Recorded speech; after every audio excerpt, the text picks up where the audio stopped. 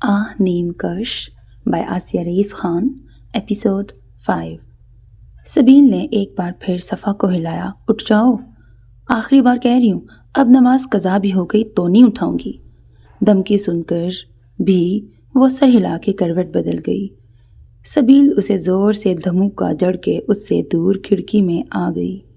صفا توہن کرہن اٹھ بیٹھی، بمشکل آنکھیں کھولتے پلنگ سے اتر کر غسل خانے کا رخ کیا۔ سبیل کھڑکی میں بیٹھ گئی۔ گیٹ کے آگے کھلا میدان اور پھر نیچے کی طرف غائب ہوتا رستہ۔ عرصے سے یہی منظر یہاں سے نظر آتا تھا جو موسموں کے ساتھ بدلتا رہتا تھا۔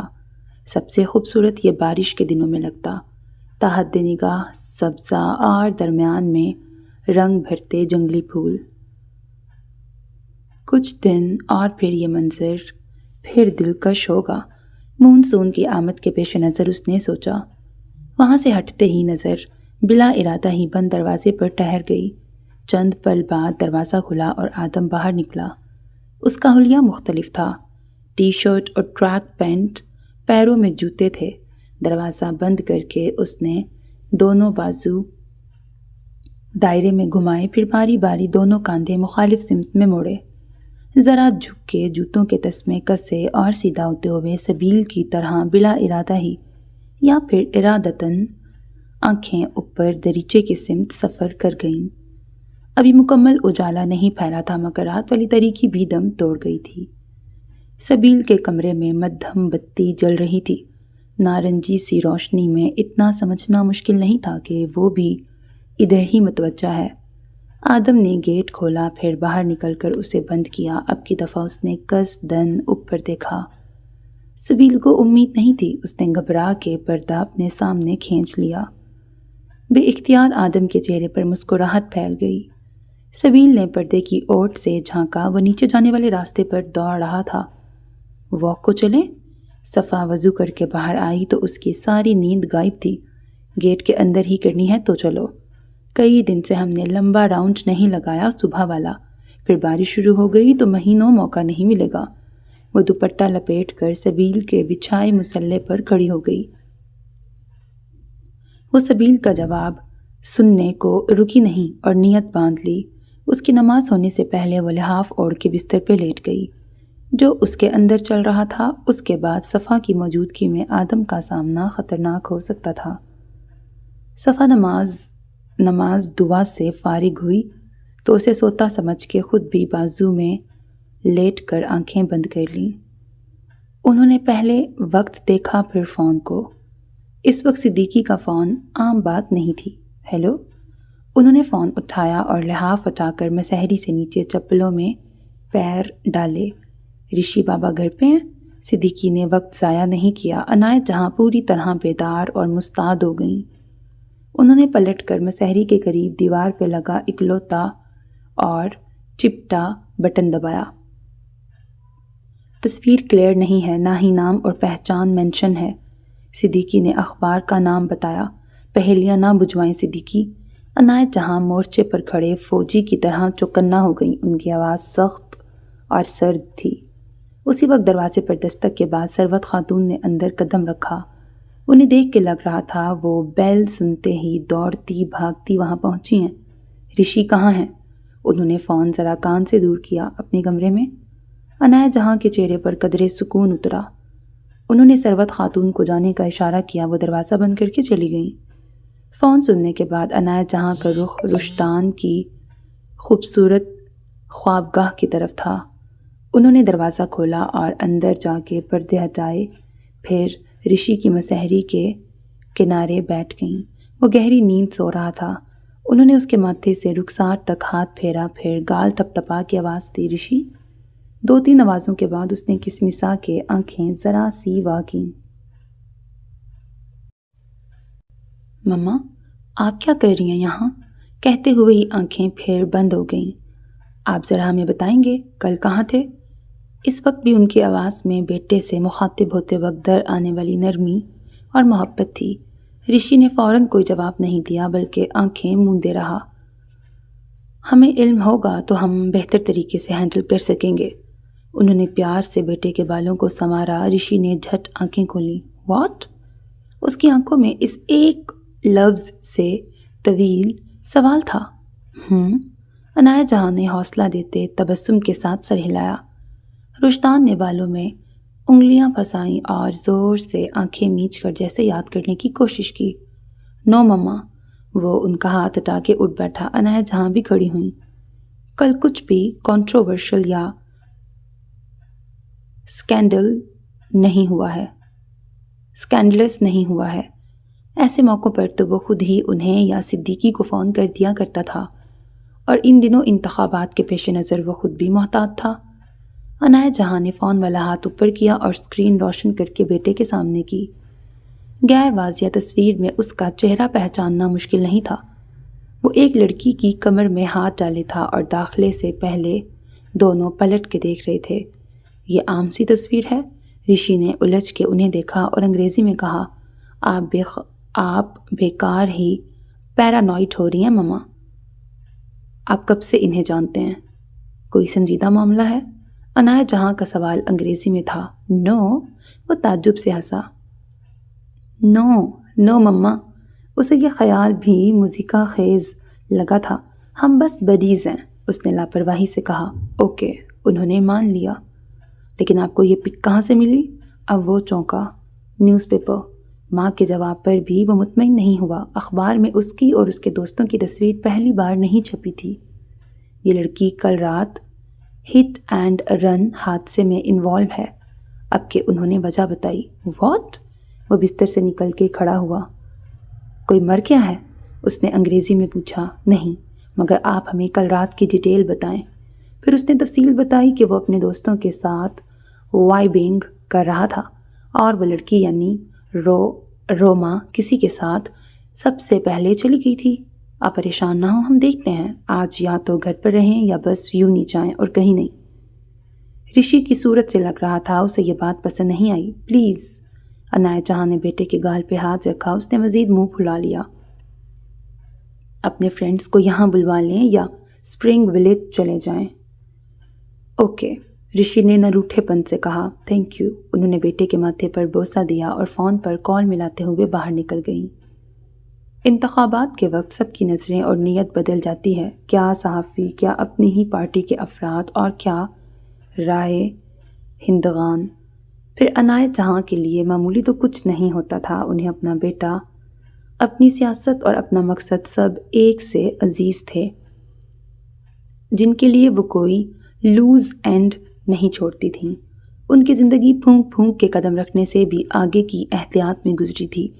ایک غلطی نے انہیں باور کرایا تھا کہ وقت پر ہی نپٹا دینا کتنا اہم ہے۔ اگر تب انہوں نے وقت پر فیصلہ کر لیا ہوتا تو اوک ہاؤس آباد کرنے کی ضرورت نہ پڑتی، جو اب درد سر بنتا جا رہا تھا۔ صدیقی سے بات کرتے ہوئے وہ روما کا فیصلہ کر چکی تھی کہ رشتان کی زندگی میں اس کی حیثیت جو بھی تھی وہ اب کبھی رشتان کی زندگی میں واپس نہیں آئے گی۔ وہ عادتاً ہنگامی سطح پہ عمل کر رہی تھیں، تاہم سچ یہ تھا کہ یہ کوئی بڑا مسئلہ نہیں تھا۔ یہ ان کی زندگی کی عام باتیں، معمول کی احتیاط اور بیٹے کی حفاظت کی ذمہ داریاں تھیں۔ ملازمہ نے دستک دی اور اسے اندر آنے کی اجازت دینے کے بعد عدن نے دروازہ کھول کر اس کے ہاتھ سے ٹرے لے لی۔ دونوں دفتر جانے سے قبل اپنی خوابگاہ میں تھے۔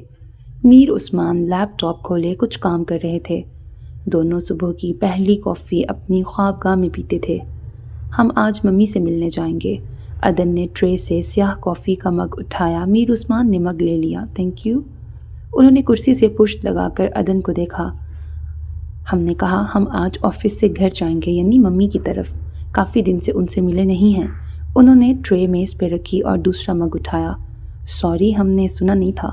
بالکل جائیں، کہیں تو شام میں ہم لینے آ جائیں۔ آپ فون کر دیجیے گا۔ کافی کا گھونٹ لے کے انہوں نے اپنی خدمات پیش کیں۔ عدن کھل اٹھیں۔ لگتا ہے آپ یا تو نئی ڈرائیونگ انجوائے کرنے لگے ہیں یا پھر ہماری کمپنی۔ وہ دلکشی سے مسکرائیں جس میں معصوم سی اطراحت بھی تھی۔ ہم بس ڈیوٹی فل ہسبینڈ بننے کی کوشش کر رہے ہیں، انہوں نے کہہ کے مگ ہونٹوں سے لگایا۔ یہ جھوٹ بھی نہیں تھا، یعنی آپ ہماری کمپنی انجوائے نہیں کرتے ہیں؟ عدن کا انداز تنگ کرنے والا تھا۔ سچ کہیں؟ انہوں نے مگ میز پہ رکھا اور عدن کا دل ان کی سنجیدہ صورت دیکھ کر غوطے کھانے لگا۔ انہوں نے دونوں ہاتھوں سے مگ کو مضبوطی سے تھاما۔ ہم آپ کی کمپنی اپنے اندازے سے بڑھ کے انجوائے کرنے لگے ہیں۔ انہوں نے عدن کی آنکھوں میں دیکھا، چہرہ اب بھی سنجیدہ تھا۔ وہ ایک بار پھر خود کو خبردار کر رہے تھے کہ انہوں نے یہ سوچ کر قدم اس راستے پر نہیں رکھے تھے، اب بھی وقت ہے، سنبھل جاؤ۔ جبکہ عدن کا دل بلیوں اچھلنے لگا۔ اور آپ کا اندازہ کیا تھا؟ عدن نے پوچھا۔ میر عثمان کے لبوں پر تبسم ٹھہرا جس میں کئی راز قید محسوس ہو رہے تھے۔ خود سے مخاطب، غائب دماغی سے ایک دوسرے کو دیکھ رہے وہ دو نفوس میں جانے کون آنکھیں پھیرنے میں پہل کرتا کہ میر عثمان کا فون بجنے لگا۔ ہیلو، انہوں نے فون اٹھایا اور عدن مگ لیے میز سے دور ہوئی۔ فون نے میر عثمان کو بچا لیا تھا کہ وہ فی الفور کوئی جھوٹ یا خوبصورت جملہ نہیں کہہ سکتے تھے۔ بہت دیر بعد جب وہ اپنے کف لنکس لگا رہے تھے اور عدن پیچھے آٹومین پہ بیٹھی سینڈل پہن رہی تھیں کہ اچانک عدن کو یاد آیا، آپ نے جواب نہیں دیا تھا۔ جھک کے اسٹرپ بند کرتے ہوئے انہوں نے سامنے شیشے میں میر عثمان کو دیکھا۔ میر عثمان نے عکس میں عدن سے آنکھیں چرا کے کف لنکس پہ مرکوز کیں اور سہولت سے کام کر کے پلٹے۔ وہ بھی دونوں سینڈلیں پہن کے کھڑی ہو گئی تھیں۔ کیا اتنا کافی نہیں کہ ہم آپ کی کمپنی انجوائے کرتے ہیں؟ آواز میں ان کا ازلی اعتماد اور انداز بھرا تھا۔ عدن مزید اصرار کرتیں کہ ان کے لبوں پہ دلکش مسکراہٹ رینگ گئی، اور عدن نے اس خوبصورت منظر پر بات ختم کرنا مناسب سمجھا کہ وہ کانے رہنا اور دھیرے چلنا ہی جانتی تھیں۔ کافی ہے، جواباً وہ بھی مسکرائیں۔ وقت پر وہ دونوں تیار ہو کر طعام خانے میں آئے جہاں بیگم عنایت جہاں ان سے پہلے موجود تھیں۔ ناشتے کے بعد تینوں اپنی سواریوں میں اپنی راہ ہو لیے۔ بیگم عنایت جہاں غور سے صدیقی کو سن رہی تھیں جو روما کا تاریخ جغرافیہ بتا رہا تھا۔ پہلے بیل ارینج کیجئے۔ صدیقی کے خاموش ہوتے ہی انہوں نے احکامات جاری کرنے شروع کیے۔ عدن کے لیے آج بھی مطبوعہ کاغذ موجود تھا جو پچھلے دنوں سے مختلف نہیں تھا۔ انہوں نے بے دلی سے اسے سنجنا کو واپس کیا تو دل میں ندامت تھی، اور میر عثمان کی توجہ فاصلہ رکھ کے ان کے پیچھے چل رہی بائک پر تھی جسے چلانے والے کا چہرہ آج بھی سیاہ ہیلمٹ سے ڈھکا تھا۔ وہ دریچے میں بیٹھی تھی۔ آج وہ معمول کی طرح صفا کے ساتھ باورچی خانے میں نہیں گئی کہ وہاں سب کے ساتھ آدم بھی ناشتے کے لیے موجود ہوتا۔ ڈائری اس کی گود میں رکھی تھی جو ذرا دیر پہلے اس نے وہی صفحے پڑھ کے رکھی تھی جنہیں آدم نے کھول رکھا تھا۔ وہ دنیا سے الگ تھلگ لوگوں اور سوشل میڈیا سے دور زندگی گزارنے والی لڑکی تھی۔ اس میں فطرتاً اعتماد تھا، مگر وہ اپنی نسل کی طرح بے باک نہیں تھی۔ اس کے مزاج میں معصومیت تھی تو ذہانت بھی وافر تھی۔ جو کچھ اس کے ساتھ ہو رہا تھا وہ خوب سمجھ رہی تھی اور فی الفور خود ہی اسے قبول کرنے کے مرحلے سے گزر رہی تھی۔ اس نے انگلیوں پر دن گنے اور حیران رہ گئی۔ اسے آدم سے ملنے دن ہی کتنے ہوئے تھے، اور اسے لگ رہا تھا یہ نئی بات نہیں ہے بلکہ کوئی بڑا پرانا قصہ چل رہا ہے۔ نیچے زینے کے پاس آ کر صفا نے پکارا تو وہ گہرا سانس بھر کے اٹھ گئی۔ طبیعت ٹھیک ہے؟ سست سے قدموں سے زینے اتر رہی تھی کہ صفا نے سوال کیا۔ صبح بھی واک کے بجائے سو گئی تھیں اور اب بھی نیچے نہیں آئیں؟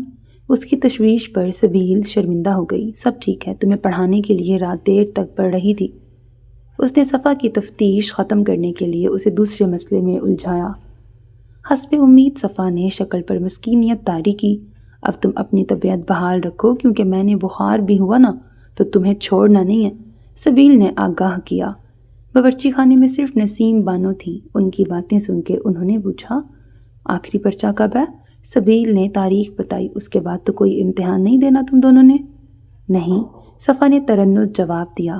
وہ جھجک رہی تھی کہ اس وقت آگے پڑھائی جاری رکھنے کا ذکر چھیڑے یا نہیں، اور جب طے کر کے منہ کھولا ہی تھا کہ صفا نے اس کا ارادہ بھانپ کے اتنی بلند آواز میں کہا کہ اس کی آواز دب گئی۔ آج کھانا کیا بنانا ہے؟ میں بناتی ہوں۔ صفا نے اپنی خدمات پیش کی۔ نہیں، سبیل کے انداز میں قطعیت تھی، ہمیں پڑھنا ہے اور یہ اس سے بچنے کے لیے کہہ رہی ہے دادی۔ نسیم بانو دھیمے سے مسکرا کر باہر چلی گئیں۔ ہم اس بار صرف کاپی یعنی نقل ٹرائی کرتے ہیں نا؟ سارے ہال میں ہم دو ہی ایماندار ہوتی ہیں، کیا فائدہ ایسی ایمانداری کا کہ پاس گنگا بہہ رہی ہو اور ہم اس میں نہانا تو دور ہاتھ بھی نہ دھو سکیں۔ صفا ہاتھ اور منہ چلانے کے ساتھ ساتھ دماغ بھی چلا رہی تھی۔ ہم بھی بے ایمان ہی ہیں بطور خاص تم مجھ سے پوچھ کے جو لکھتی ہو وہ نقل کے زمرے میں ہی آتا ہے۔ ابھی سے تو اتنی اردو بول کے ڈراؤ مت۔ صفا پر امتحان اور اردو فوبیا سوار ہو کیا تھا۔ کچھ دیر بعد چائے لینے اٹھی تو نیا خیال حاضر تھا، یہ آخری ایگزام ہے تو کیوں نہ کچھ الگ کریں، پوری نقل کریں۔ اس نے نیا شوشہ چھوڑا۔ فاصلاتی جامعہ کے پرچے ایسے خاص امتحان ہوتے بھی نہیں تھے، الگ ہی کرنا ہے تو یہ کریں کہ اس بار صفا میڈم واقعی پڑھائی کریں۔ سبیل نے 2 کپ اس کے سامنے رکھے جو چائے کا چولہا بند کر رہی تھی۔ یوں ہی چونچے لڑاتے ہوئے دونوں نے ناشتہ ختم کیا۔ چونکہ اسے کتابوں سے دور رکھنا تھا لہٰذا صفا اسے باہر گھسیٹ لائی۔ نزاکت احاطے کی صفائی کر رہا تھا۔ تمیز الدین پرانا اخبار لیے بیٹھے تھے۔ آدم دکھائی نہیں دے رہا تھا، اس کے کمرے کا دروازہ بھی بند تھا۔ یقیناً وہ پیچھے کام میں لگا ہوگا۔ کیوں نہ ہم گاڑی چلانا سیکھیں؟ سیاہ جیپ کو دیکھتے ہوئے صفا کو خیال سوجا، تمیز چاچا سکھائیں گے؟ سبیل نے اسکوٹر کو دیکھا اور صفا نے اسے، میں اس کی بات کر رہی ہوں۔ صفا نے اس کا سر پکڑ کے جیپ کی سمت کیا، ہم نے آج تک سائیکل نہیں چلائی اور تمہیں یہ چلانا ہے؟ ہاں، صفا نے تیزی سے سر ہلایا، رہنے دو، تم سیدھا جہاز ہی اڑانا۔ سبیل نے مذاق اڑایا، زندگی میں یہ ہنر کام آتے ہیں، ڈگریاں نہیں۔ فلسفہ حاضر تھا، اچھا آؤ۔ سبیل اس کا ہاتھ کھینچ کے تمیز الدین کے پاس آئی جو نیم کی چھاؤں میں نزاکت کے پلنگ پر بیٹھے تھے۔ تمیز چاچا، آپ ہمیں اسکوٹر چلانا سکھا دیں؟ ہیں؟ انہوں نے اخبار سے سر اٹھا کے ناسمجھی سے انہیں دیکھا۔ اسکوٹر سیکھنا ہے؟ کیا کرنا ہے سیکھ کے جب نزاکت سب جگہ لے جاتا ہے؟ نزاکت سب جگہ اور ہمیشہ تو موجود نہیں ہوگا نا۔ صفا نے جواز پیش کیا، کہاں جا رہی ہو تم جہاں نزاکت نہیں ہوگا؟ اب ہم ہمیشہ تو یہاں نہیں رہیں گے نا، نہ نزاکت ہمیشہ ہوگا، اس لیے ہمیں بھی تو اس معاملے میں خود مختار ہونا چاہیے۔ صفا بڑے جوش سے کہہ رہی تھی اور تمیز الدین بیٹی کو دیکھتے ہوئے ٹھٹک گئے۔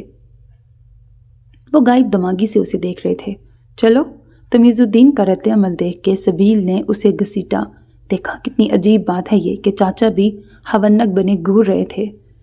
اف یہ اردو، صفا نے کان پر ہاتھ رکھے۔ سبیل ہنس دی۔ تمیز الدین نے آہستگی سے اخبار ایک طرف رکھ دیا۔ مذاق اور انجانے میں صفا نے جیسے انہیں نیند سے جگا دیا تھا۔ ایسا نہیں تھا کہ انہوں نے کبھی سوچا نہیں تھا، مگر ہر بار وہ خود کو تسلی دیتے تھے کہ ابھی بہت وقت ہے، اور اچانک انہیں احساس ہوا کہ وہ وقت تو سامنے آن کھڑا ہے۔ جو مجبوری اور بے بسی انہیں یہاں لائی تھی وہ اب ویسی شدید نہ تھی، مگر اب ماضی والی لا تعلقی بھی نہیں رہی تھی کہ وہ کسی دن بیٹی کو لے کر چلتے بنتے۔ ان کے پیروں کی بیڑی سبیل اور صفا کی محبت ہی نہیں تھی، بلکہ اس عرصے میں اوک ہاؤس ہی ان کا گھر خاندان بن چکا تھا۔ انہیں نسیم بانو اور سبیل کے مستقبل کی بھی اتنی ہی فکر تھی جتنی صفا کے مستقبل کی۔ آدم ان کے پاس آ کے رکا تو وہ خیال سے باہر آئے۔ وہ متوجہ ہو کے سوالیہ نظروں سے دیکھنے لگے۔ پیاس لگی ہے، اس نے پی کیپ اتاری اور آستین سے پیشانی کا پسینہ پونچھا۔ وہ آگے جملہ مکمل کرنے جا رہا تھا کہ انہوں نے وہیں سے پکارا، صفا۔ دونوں ایک ساتھ ادھر دیکھنے لگیں۔ آدم بھی ان کی طرف مڑا۔ آدم کو ٹھنڈے پانی کی بوتل لا دو، میں خود لے لیتا ہوں، آدم نے تمیز چاچا سے کہا۔ تب تک صفا اندر چلی گئی۔ کوئی جلدی نہیں ہے، اس لیے آرام سے وقفہ لے کے کام کرو، تھکاؤ مت خود کو، انہوں نے آدم سے کہا اور اخبار اٹھا لیا۔ جی۔ ان کا ذہن اس وقت مختلف سوچوں نے پراگندہ کر رکھا تھا۔ انہیں اخبار کھولتے دیکھ کر وہ پورچ کی طرف چل دیا۔ وہ پاس آیا تب سبیل نے سوچا صفا کے ساتھ وہ بھی چلی جاتی تو اچھا ہوتا۔ اب اسے دیکھنے کے بعد اٹھ کے جانا بد اخلاقی اور بے ادبی تھی جو وہ اس کے ساتھ کیسے کر سکتی تھی۔ اس نے دھیرے سے پیر نیچے کیے اور سنبھل کے بیٹھی رہی۔ آدم پورچ کے ستون کے پاس رک گیا۔ سبیل کا ذہن مسلسل چل رہا تھا، مجھے نارمل رہنا چاہیے اور سب نارمل ہی تو ہے، میں بھی وہ بھی۔ نہیں نا، کل وہ شمع کو پڑھ چکے، وہ بھی وہ کہانی جب شمع پتھر تھی، اور پھر مجھے دکھایا بھی کہ پڑھ چکے۔ ہاں تو کوئی بات نہیں، ڈائری ملے تو بندہ اس میں لکھا پڑھے گا ہی، وہ ان پڑھ تو ہے نہیں اور انہیں اردو بھی آتی ہے۔ وہ اپنی ہتھیلی اور انگلیوں سے کھیلتی خود سے بے آواز باتیں کیے جا رہی تھی۔ آدم اس کے بدلتے تاثرات دیکھ رہا تھا۔ اسے یقین تھا وہ اسے دانستہ نظر انداز کر رہی ہے اور نظر اندازی ہی سوچ رہی ہے۔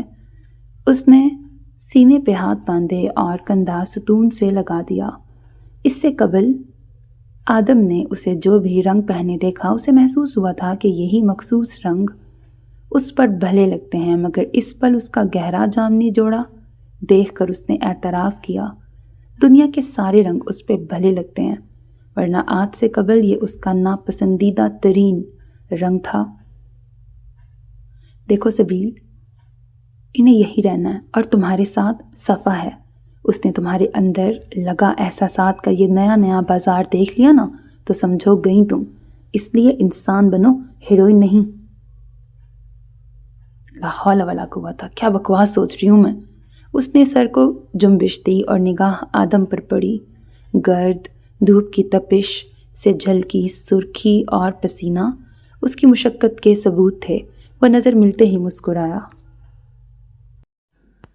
اور اس نے سٹ پٹا کر دروازے سے اندر دیکھا، جہاں صفا باورچی خانے سے باہر ہی نہیں آ رہی تھی۔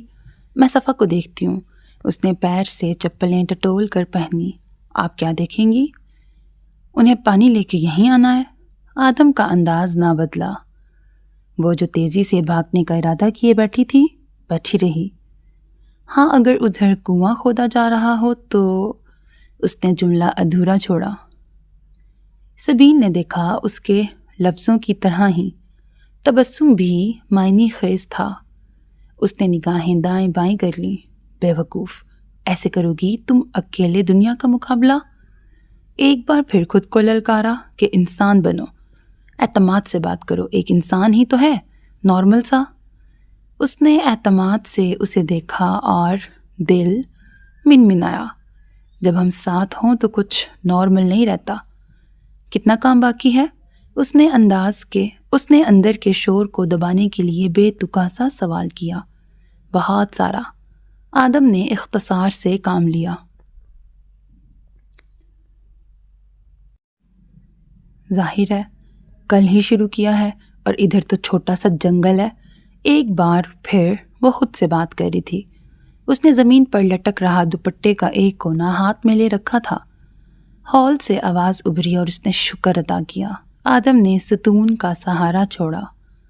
صفا نے یک بوتل آدم کو تھمائی اور وہ شکریہ ادا کر کے بوتل لیے چلا گیا۔ فریج کھول کر بوتل نکالنی تھی یا ہائیڈروجن آکسیجن مکس کر رہی تھی؟ سبیل نے لتاڑا۔ ادب سے تو اچھا ہوتا سائنس ہی لے لیتے۔ اس کا دماغ وہیں اٹکا تھا جس سے وہ بھاگ رہی تھی۔ دو گیسوں کے نام سنتے ہی اسے سائنس اچھی لگنے لگی۔ تب بھی تم نے پڑھنا نہیں تھا، بلکہ کہنا تھا اس سے اچھا ہوتا تاریخ رکھ لیتے۔ یہ کیا کہہ رہا تھا؟ اس نے بات بدل دی اور آدم کی بابت پوچھا۔ اب وہ کنویں کا ذکر کر کے آدم کے لیے کنواں نہیں کھود سکتی تھی۔ تھوڑا ادب لحاظ لڑکی، ورنہ میں تمیز چاچا سے شکایت کر دوں گی۔ یہ بے ادبی بد لحاظی نہیں، کولیگز والی بے تکلفی برابری ہے۔ کتنی دفعہ کہوں؟ خیر تم نہیں سمجھو گی مالکن۔ یہ اس کا سبیل کو چپ کرانے کا آخری حربہ ہوتا تھا۔ چلو اب مالکن کا حکم ہے 2 گھنٹہ مسلسل پڑھا جائے۔ سبیل نے اس کا ہاتھ پکڑ کے اٹھایا اور زبردستی کھینچ کر اندر لے گئی۔ سبیل نے پھر اس کی مصنوعی جمائیوں اور بہانوں کے باوجود اردو ڈرامے کی تاریخ اور ارتقاء اس کے دماغ میں انڈیل کے ہی دم لیا۔ میر عثمان علی خان کا دن اسی ترتیب سے گزرتا تھا جو پہلے سے گوشوارے میں درج ہوتا۔ وہ بڑی پابندی اور سختی سے اس پہ کار بند رہتے تھے، تاہم آج انہوں نے یہ ترتیب بدل دی تھی۔ وہ آج بلا وجہ ہی اسپرنگ ولیج جا رہے تھے، جس کے لیے انہوں نے ایونٹ پلاننگ ڈپارٹمنٹ سے اہم اور طے شدہ ملاقات رد کر دی تھی۔ عدن بھی زہرانے کے لیے اپنے میکے میں موجود تھیں۔ ان کی بھابیاں انہیں خاص پسند نہیں کرتی تھیں، ان کے درمیان روایتی تناؤ موجود رہتا تھا۔ ویسے ان دونوں کی اپنی مصروفیات تھیں، اس وقت بھی وہ موجود نہیں تھیں۔ ان کی والدہ نے اہتمام کیا تھا، اس گھر میں ایک وہی تھیں جن کو عدن سے واقعی محبت تھی، ورنہ باپ اور بھائی ان سے قریب نہیں تھے۔ ان کے کسی عمل یا بات سے بھی محبت کا اظہار نہیں ہوتا تھا۔ ان سے عدن کا رشتہ رسمی اور سرد سا تھا۔ نور الدین دیوان کو بیٹے زیادہ عزیز تھے۔ ان کا مکان، جسے انہوں نے دیوان ہاؤس نام دیا تھا، پرانا تھا، لیکن چونکہ یہ بھی نوابوں کی تاریخ سے جڑا تھا، اس لیے ان کے گھر والے اسے چھوڑتے نہیں تھے۔ اس کی مرمت کرتے کرتے اب قدیم مغل طرز تعمیر اور آرائش کے نشان تقریباً ناپید ہو گئے تھے۔ اب یہ جدیدیت اور دولت کی نمائش کی وجہ سے اعلیٰ درجے کا ہوٹل زیادہ لگتا تھا۔ اپنی خوابگاہ میں آ کر کبھی وہ پرس مسحری پر اچھال کر جوتوں سمیت خود بھی وہیں ڈھہ جاتی تھیں، مگر اس وقت انہوں نے پرس کنسول پر رکھا اور سست قدم اٹھاتی وسط میں آ کے رک گئیں۔ سب کچھ ویسا ہی تھا۔ آرائشی میز پہ ان کی پسندیدہ خوشبو کی بوتلوں سے لے کر مسحری پہ رکھے تکیے کا غلاف اور میز کا آرائشی نمونہ بھی، مگر وہ سرتاب پا بدل گئی تھیں۔ ترتیب، معمول اور نظم و ضبط کم ہی ان کی زندگی میں تھا۔ وہ اپنی مرضی سے سونے جاگنے اور جیسا دل کرے ویسا معمول اپنانے کی عادی تھیں۔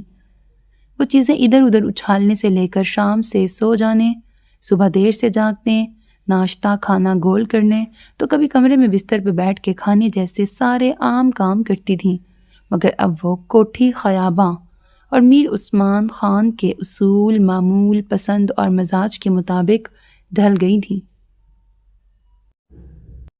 انہوں نے جب پہلی بار میر عثمان کی خوابگاہ دیکھی تو سب سے پہلی بات جو محسوس کی تھی وہ ترتیب تھی۔ اس میں چھوٹے کئی حصے تھے، لائبریری، وارڈروب اور دفتر، چھت تک ترتیب سے رکھی گئیں بے شمار کتابیں اور وہاں موجود سیڑھی اسے کسی خوابگاہ کا حصہ کم اور ایک آزاد کتب خانہ زیادہ بناتی تھی۔ وہ صرف شوقیہ یا نمائشی بھی نہیں تھی۔ انہوں نے اکثر میر عثمان کو کتابیں پڑھتے رکھتے اور اونچائی سے نکالتے دیکھا تھا۔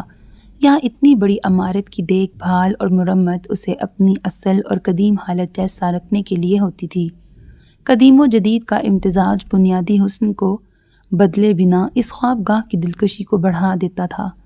خوابگاہ انہیں میر عثمان کی شخصیت کا حصہ محسوس ہوتی تھی، اور اسی احساس نے ان سے ان کی شادی سے پہلے والی عادتیں اور لاؤبالی چھین لیا تھا کہ وہ اس بے جان کمرے سے بڑھ کر ان کی شخصیت کا حصہ بننا چاہتی تھیں۔ وہ چاہتی تھیں کہ انہیں دیکھنے والے نظر پڑتے ہی جان جائیں کہ وہ میر عثمان علی خان سے منسلک منسوب انہی کا حصہ ہیں۔ عجیب خواہش تھی نا؟ عدن کی محبت ہی عجیب تھی۔ ہم نے انہیں کبھی یہ سب بتایا کیوں نہیں؟ وہ چلتے ہوئے مسحری کے پاس آئیں اور پیر نیچے لٹکاتے ہوئے بستر پر گر گئیں۔ ہمارے علاوہ انہیں کون بتا سکتا ہے کہ ہم کیا سوچتے ہیں، اور یہ کہ ہم نے کتنا انتظار کیا ہے۔ ہم کیوں خاموش تھے؟ ہمارے اندر کتنے خوف تھے، اب بھی ہیں۔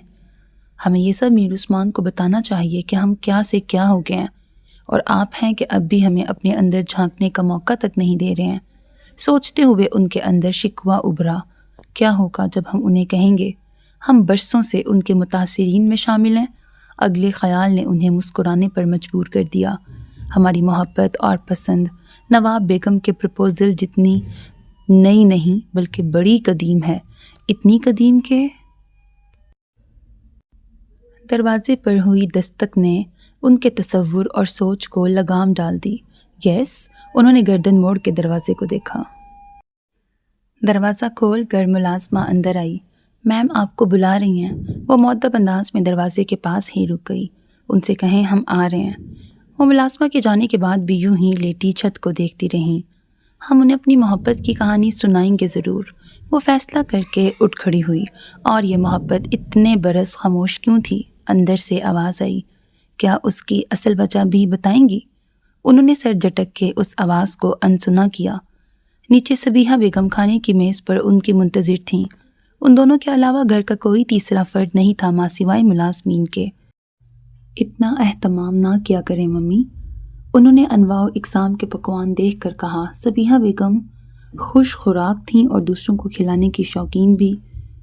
انہوں نے جیسے سنا ہی نہیں اور عدن کی رکابی میں کباب رکھے۔ ہم لیتے ہیں نا؟ عدن نے کرسی سنبھالی۔ آپ کو اب تک یقین نہیں آیا کہ ہمارا سٹمک چھوٹا سا ہے؟ وہ مسکرائیں۔ تمہارے معدے کے سائز کے مطابق ہی دے رہے ہیں ہم۔ انہوں نے ایک اور سٹارٹر بیٹی کے آگے رکھا۔ نواب صاحب کو بھی ساتھ لے آنا تھا؟ وہ داماد کو نواب صاحب ہی کہتی تھیں۔ اس وقت تو وہ بزی ہوتے ہیں، لیکن شام میں ہمیں لینے آئیں گے۔ عدن نے نئی قسم کے کباب کا ٹکڑا کانٹے میں پھنسا کر منہ میں رکھا۔ اوہ، پہلے کیوں نہ بتایا؟ وہ ایک دم مستعد ہو گئیں۔ ہم ڈنر کے لیے صبح سے کہتے تو تیاری بہتر ہوتی، اور یہ سب بدلنا بھی ہوگا۔ انہوں نے میز سے اپنا فون اٹھایا۔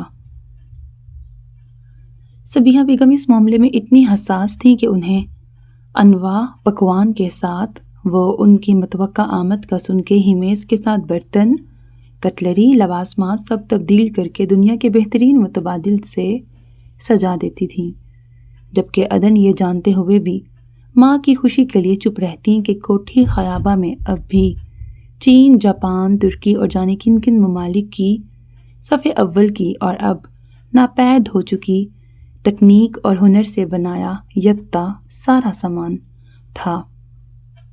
انہوں نے سن رکھا تھا کہ بیگم قربان علی خان کا شوق تھا۔ ہم نور دین کو جلد آنے کا کہتے ہیں۔ اور ممی، عدن نے ماں کی کلائی پہ ہاتھ رکھا، وہ اپنی مصروفیت سے وقت نکال کر ہمیں لینے آئیں گے۔ چند منٹ رکیں گے بھی یا نہیں ہم نہیں جانتے، اس لیے کسی کو نہ بلائیں، نہ ڈنر کی تیاری کریں۔ لیکن عدن نے ان کے ہاتھ سے فون لے کر دور رکھ دیا۔ وہ جانتی تھیں اگر وہ کہیں گی تو میر عثمان انکار نہیں کریں گے، مگر وہ یہ بھی جانتی تھیں کہ اس طرح کی ملاقاتیں اور محفلیں انہیں پسند نہیں تھیں، خاص طور پر جیسے ان کے والدین ان کے آگے پیچھے جاتے تھے۔ یہ التفات میر عثمان کو بے آرام کرتے تھے۔ انہوں نے کبھی اظہار نہیں کیا تھا، تاہم ان کا دل اس معاملے میں اتنا ہی حساس تھا کہ وہ میر عثمان کے انداز سمجھ لیتی تھیں۔ ہم عثمان کا مزاج سمجھتے ہیں، اس لیے کہہ رہے ہیں، اور کوئی بات نہیں۔ ماں کی صورت پر نمودار ہوئے سوال پر انہوں نے جلدی سے صفائی دی۔ صبیحہ بیگم نے گہرا سانس لیا۔ ہمارے دل کو تو دھڑکا ہی لگا رہتا ہے۔ وہ جس تکلیف دہ موضوع سے بچنا چاہتی تھیں، صبیحہ بیگم اسے بھولتی نہیں تھیں۔ یہ ایک وجہ تھی کہ وہ ان کے 20 فون کے بعد ایک چکر لگاتی تھیں۔ ممی، جب تک آپ یہ ذکر کرتی رہیں گی ہم بھی بھول نہیں پائیں گے، اور اب ہم اسے اہمیت نہیں دینا چاہتے۔ ہم بھی کہاں یاد رکھنا چاہتے ہیں، لیکن کیسے بھول جائیں بیٹا؟ ان کے لہجے میں بے بسی تھی۔ تمہاری زندگی کے آباد ہونے کی فکر ہی تو ہمیں بھولنے نہیں دیتی ہے۔ سب ٹھیک ہے ممی، آپ فکر کرنا اور ڈرنا چھوڑ دیں۔ عدن نے اپنا ڈر پرے دھکیل کر انہیں تسلی دی۔ ڈرتے تو بالکل نہیں ہم، لیکن ابھی وقت ہی کتنا ہوا ہے، اس لیے تمہاری خوشی اور زندگی کی خاطر دھڑکا لگا رہتا ہے۔ آپ بھی شروع کریں۔ عدن نے ان کی رکابی میں کھانا نکالا۔ وہ مزید اس موضوع پہ بات نہیں کرنا چاہتی تھیں۔ ہم نے جن سے تعارف کروایا تھا، صبیحہ بیگم نے یاد دلایا، وہ بڑے کامیاب لوگ ہیں۔ تم روز تسلی سے دیکھتی بھی ہو؟ جی ممی، اور اب ہمیں یقین ہے۔ ویسی کوئی بات نہیں ہے۔ عدن نے اعتماد سے ماں کو دیکھا کہ انہیں اپنے بیان کی سچائی پر کوئی شبہ نہیں تھا۔ ہم نے تم سے زیادہ دنیا دیکھی ہے اور تم سے زیادہ نواب بھی، اس لیے اتنی جلدی رائے قائم نہ کرو۔ انہوں نے کھانا شروع کیا۔ ویسے ہمیں خوشی ہی ہوگی کہ ایسا کچھ نہ ہو، اور ہوا بھی تو ہم ہی تمہیں اس سے نپٹنا بھی سکھائیں گے۔ عدن بس مسکرا دیں۔ انہیں ایک کمزور لمحے میں ان کی بات مان لینے کا افسوس تھا، دل پر بوجھ تھا، مگر وہ یہ ان سے نہیں کہہ سکتی تھی، نہ بحث کرنا چاہتی تھیں۔ ان کا ماضی چھپانے کی کوشش اور میر عثمان کا حال اور مبینہ راز جاننے کی سعی آج کل صبیحہ بیگم کے یہی 2 پسندیدہ کام تھے۔ میں اگلا ٹاپک پڑھ لوں جو تمہارے بھیجے میں ڈالنا ہے؟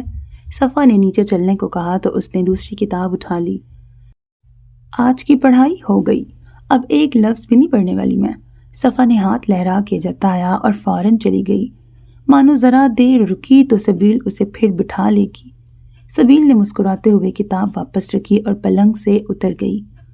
پہلے ریموٹ اٹھایا، پھر کچھ سوچتے ہوئے دریچے کے پاس آ کر رک گئی۔ نزاکت جیرو کاکا کا کھانا پہنچا کر واپس آ رہا تھا۔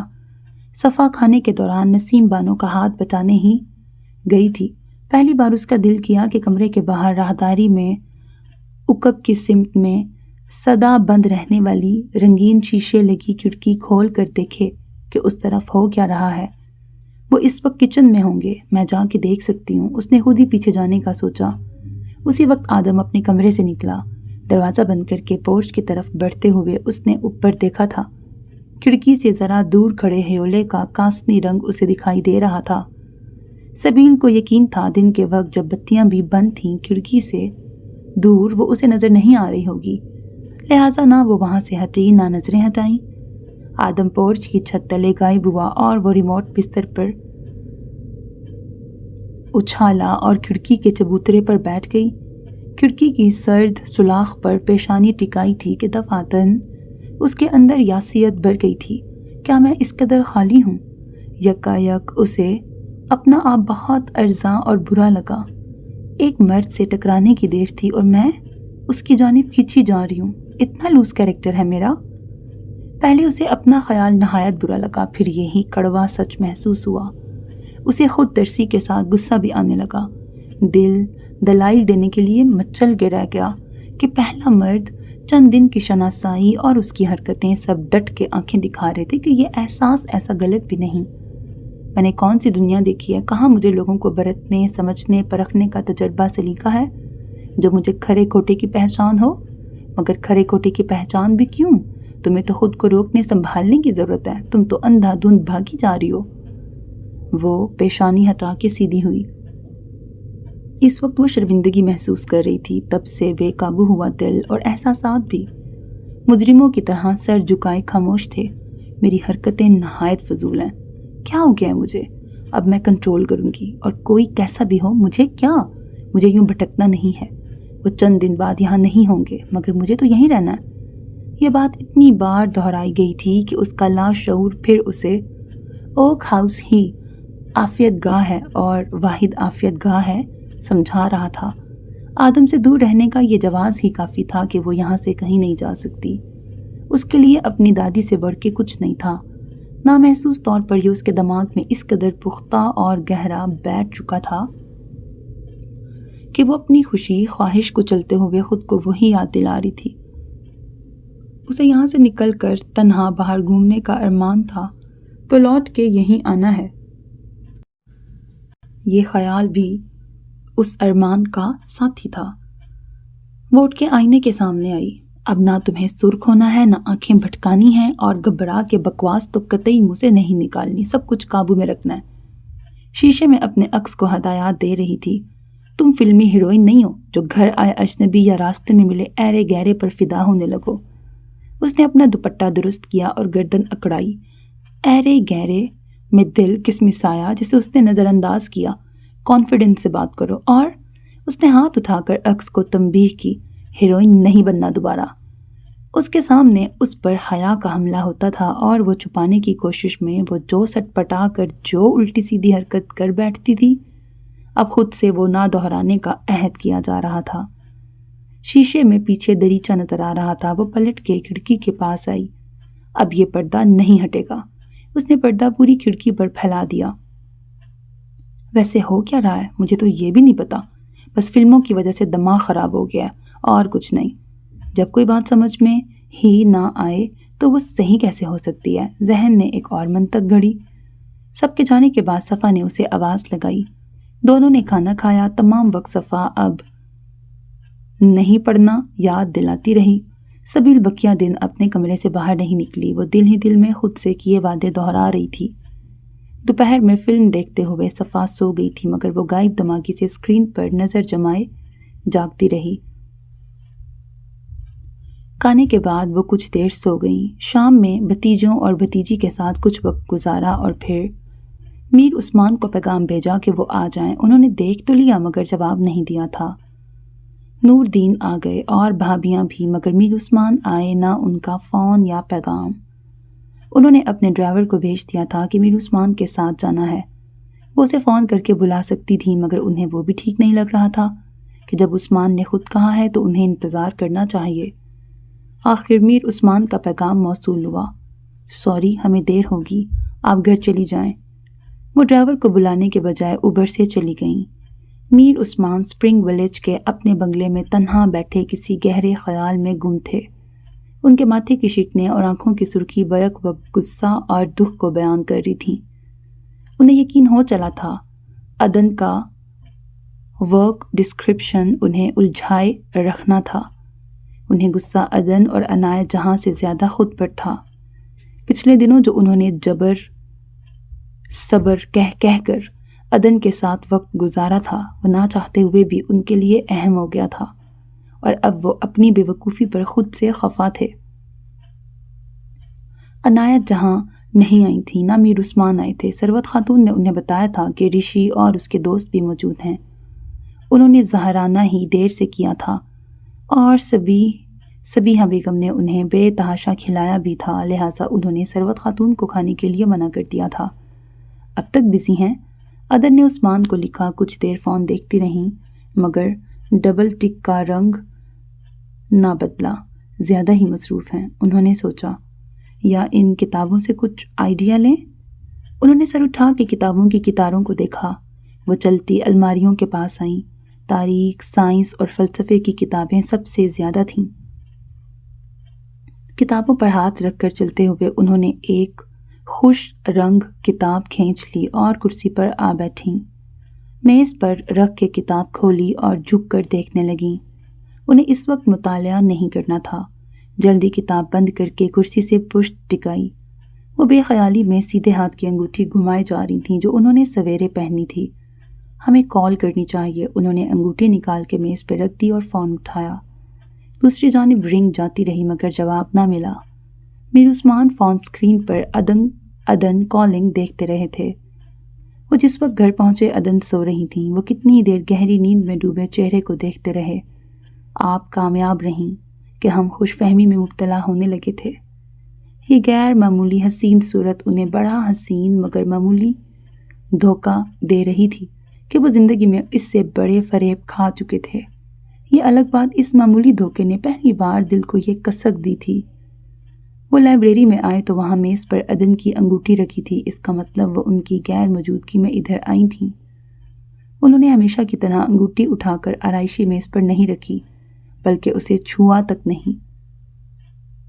اس شب بیگم عنایت جہاں میر عثمان کے بعد گھر پہنچی تھیں۔ سب کے سو جانے کا یقین ہونے کے بعد وہ کمرے سے نکلا تھا اور اوپر دیکھتے ہی اسے مایوسی ہوئی۔ وہاں ابھی تک پردہ پڑا تھا۔ صبح کے بعد سے وہ نظر آئی تھی، نہ اس کی جھلک دکھائی دی تھی۔ آج ہی اس کی ناپسندیدہ رنگوں کی فہرست سے نکلنے والا کاسنی رنگ بھی آخری بار دوپہر میں اس دریچے میں لہرایا تھا۔ اس نے جیپ کا عقبی دروازہ کھولا اور نشست کے نیچے سے وہی فون نکالا۔ آج بھی کوئی پیغام نہیں تھا۔ اسے تشویش نے گھیرا۔ مجھے فون کرنا ہوگا۔ اس نے فون سوئچ آف کر کے اسی جگہ چھپاتے ہوئے فیصلہ کیا۔ اوک ہاؤس سے صدیقی والے فون سے کال نہیں کرنا چاہتا تھا، نہ کسی اور کا فون استعمال کر سکتا تھا۔ اسے تمیز الدین کے ساتھ بازار جا کر ان کی نظروں سے بچ کر یہ کام کرنا ہوگا۔ ویسے بھی وہ نزاکت کی طرح ہمہ وقت مشکوک نظر سے نہیں دیکھتے تھے۔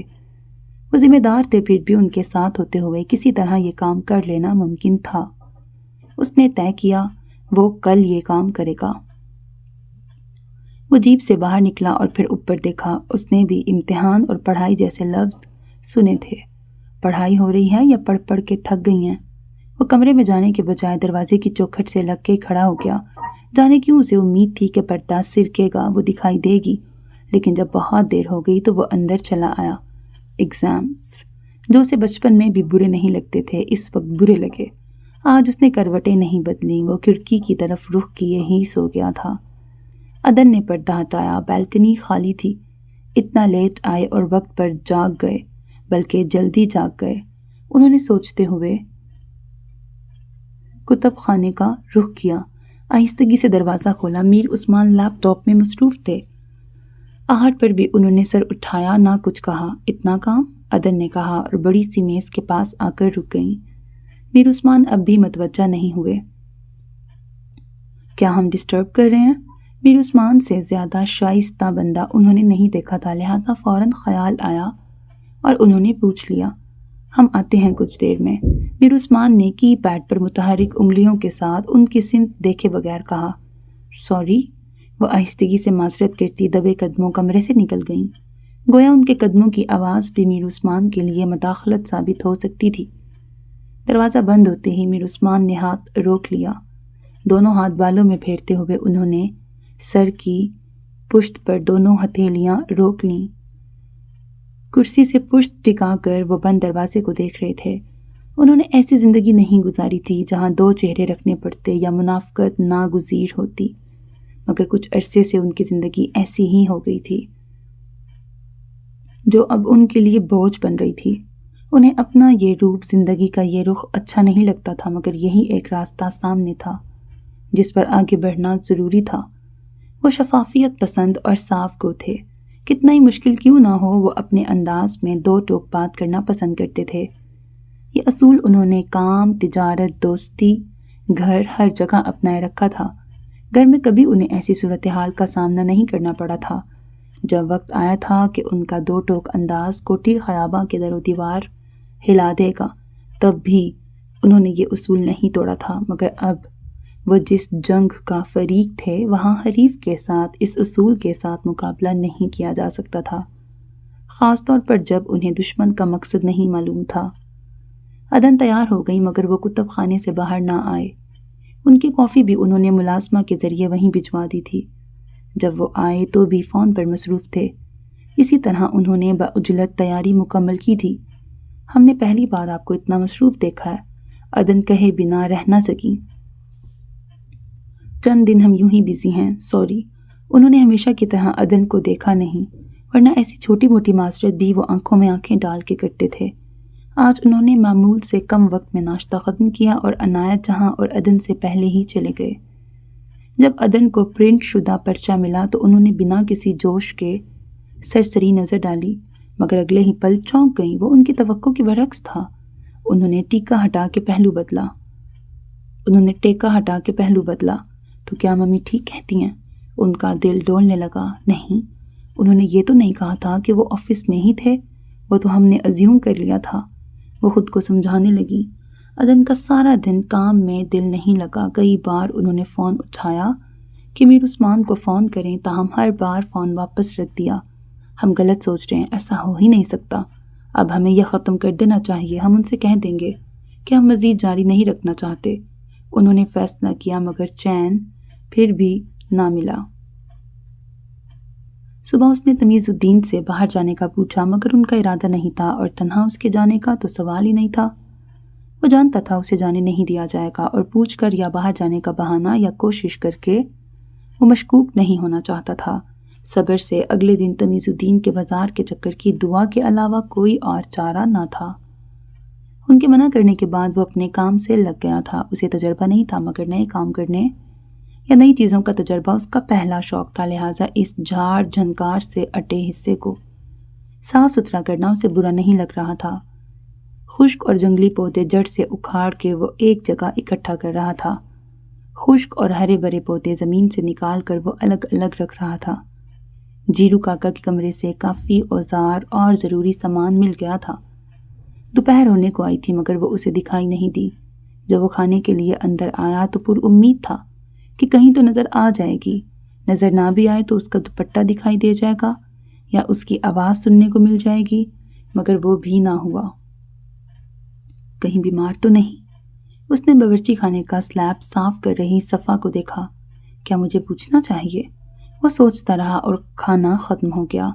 تمیز الدین اٹھے تو وہ بھی ان کے ساتھ باہر آ گیا۔ کمرے میں جاتے ہوئے اس نے پلٹ کے اوپر دیکھا۔ آدھی کھڑکی پردے کے پیچھے چھپی تھی۔